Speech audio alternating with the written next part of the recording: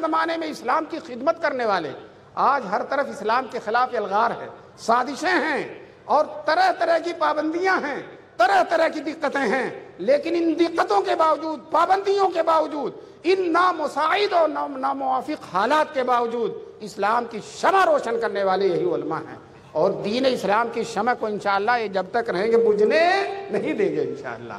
حالات آتے رہیں گے، حالات کو برداشت کرتے رہیں۔ آج مدرسے والوں کے لیے کم حالات نہیں، بہت حالات ہیں۔ مدرسہ کھولنا آسان نہیں ہے، مولانا حماد صاحب سے پوچھئے، چلانا مدرسے کھولنا، اگرچہ یہاں کے لوگ ماشاءاللہ اچھے ہیں، پیسہ ایسا دے دیتے ہیں، تنخواہ مل جاتی ہے، اچھی خاصی تنخواہ ہے، اور ان کا حوصلہ ہے کہ تنخواہ اور بھی بڑھائیں گے انشاءاللہ۔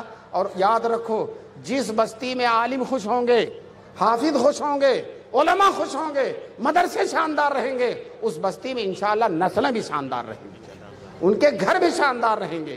اس لیے آپ اپنے مدرسے کو خوب شاندار رکھیں۔ کیوں؟ مدرسہ ہمارا مدرسہ نہیں ہے، یہاں کے صدر صاحب مولانا حماد صاحب کا مدرسہ نہیں، مدرسہ تو رسول پاک صلی اللہ علیہ وسلم کا۔ سب سے پہلے مدرسے کے بانی اور مدرسوں کا سلسلہ شروع کرنے والے جناب رسول پاک صلی اللہ علیہ وسلم۔ چنانچہ آپ حج کرنے جائیے، جب مدینے جائیں گے، حضور کے روضہ اطہر کے قریب چبوترا ہے، اسی چبوترے پر حضور صلی اللہ علیہ وسلم نے سب سے پہلا مدرسہ قائم کیا، جو اصحاب صفہ کا مدرسہ تھا، جس میں حضرت ابو ہریرہ پڑھتے تھے اور بہت سے لوگ پڑھتے تھے اور رات دن وہیں رہتے تھے۔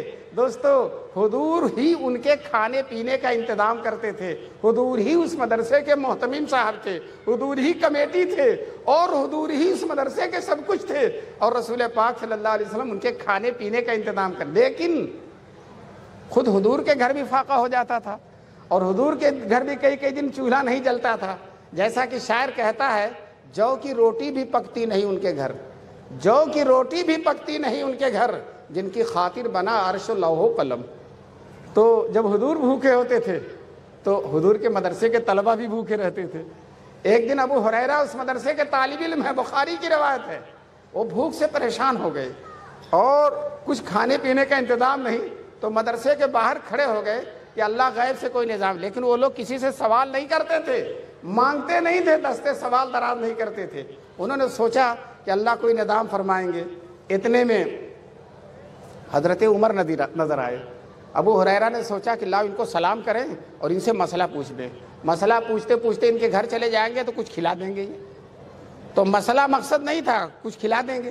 لیکن حضرت عمر سے مسئلہ پوچھا، حضرت عمر مسئلہ بتاتے رہے، مسئلہ پورا ہو گیا، ان کا گھر آ گیا اور سلام کر کے اندر چلے گئے۔ ابو ہریرہ واپس آ گئے، نہیں لے گئے اپنے گھر میں۔ اتنے میں ابو بکر صدیق رضی اللہ تعالیٰ عنہ نظر آئے۔ ابو ہریرہ نے لپک کر ان سے بھی سوال کیا، حضرت ایک سوال ہے، ایک مسئلہ ہے، پوچھو مسئلہ کیا ہے۔ بتاتے رہے یہاں تک کہ ان کا گھر آ گیا، وہ بھی اندر چلے گئے۔ ابو ہریرہ وہیں کھڑے ہو گئے۔ اتنے میں رسول پاک صلی اللہ علیہ وسلم جلوہ افروز ہوئے۔ ابو ہریرہ نے سے کہا، ابو ہریرہ نے دل میں سوچا یہ وہ در ہے کہ جس در سے کوئی امید ٹھکرائی نہیں جاتی، چلو حضور سے سوال کریں، انشاءاللہ کامیاب ہوں گے۔ چنانچہ آئے اور کہنے لگے اللہ کے رسول ایک مسئلہ پوچھنا۔ حضور نے کہا ابو ہریرہ مسئلہ رہنے دو، چلو میرے ساتھ۔ حضور سمجھ گئے کیا مسئلہ ہے، عالم الغیب تو نہیں ہے حضور، لیکن ایمانی نگاہیں ہیں۔ رسول پاک صلی اللہ علیہ وسلم نے کہا ابو ہریرہ چلو میرے ساتھ۔ اب ابو ہریرہ گئے، حضور اندر گئے، ابو ہریرہ گھر کے باہر کھڑے ہیں، چھوٹا سا کمرہ ہے حضور صلی اللہ علیہ وسلم کا۔ حضور نے اپنے زوجہ مطہرہ سے کہا مہمان باہر کھڑے، ابو ہریرہ کچھ ہے؟ تو انہوں نے کہا ایک پیالہ دودھ ہے۔ ابو ہریرہ نے سن لیا، انہوں نے سوچا یہ دودھ تو انشاءاللہ مجھے مل کر رہے گا، ایک پیالہ دودھ میرا کام چل جائے گا۔ اب حضور باہر نکلے اور حضور نے کہا ابو ہریرہ جاؤ اپنے مدرسے کے سارے طلبہ کو بلا لاؤ۔ دیکھو یہ طلبہ کو کھلانا پلانا حضور کی سنت ہے، جاؤ سارے طلبہ کو بلا لاؤ۔ اب ابو ہریرہ جا رہے ہیں اور راستے میں سوچ رہے ہیں 80 طالب علم ہیں، اب سب کو بلا کر لاؤں گا اور ایک پیالہ دودھ ہے تو میرے حصے میں کیا آئے گا؟ لیکن حضور کا ارشاد ہے گئے سب کو بلا لائے۔ جب بلا کے لے آئے تو ابو ہریرہ حضور کے گھر میں داخل ہو گئے۔ یہیں سے علماء نے مسئلہ لکھا ہے، اگر کوئی بلائے آپ کو تو آپ اس کے گھر میں اجازت کے بغیر جا سکتے ہیں سلام کر کے، اس لیے کہ اس نے بلایا ہے، یہ بلانا ہی اجازت ہے۔ چنانچہ ابو ہریرہ رضی اللہ تعالیٰ عنہ اندر گئے، حضور نے پیالہ دے دیا، کہا سب کو پلاؤ۔ اب انہوں نے سوچا میں سب کو پلاؤں گا تو پلانے والے کا نمبر تو بعد میں آتا ہے، تو مجھے صرف کٹورا ہی ہاتھ لگے گا اور کچھ نہیں ہے۔ خیر سب کو پلاتے رہے۔ سارے لوگ شکم سیر ہو گئے. پھر پیالے میں دودھ بچا ہوا ہے.